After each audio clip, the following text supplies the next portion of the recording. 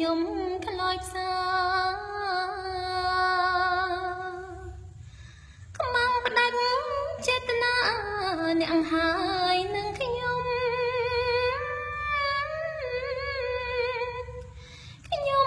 ឃ្លៀតអ្នកចេញទៅអរាឈួលក្តៅសំដៅសងសឹកជូននាងសបញ្ចាំងនៅក្តីចិត្តខ្ញុំភ្នំពេញដួងប្រលឹងជាទីស្នេហា3ឆ្នាំផ្លោចផ្សាតែអ្នករក្សាបានប្រវត្តិថ្លៃថ្លាអង្អាយក្លាហានអ្នកតំណាងឲ្យបាន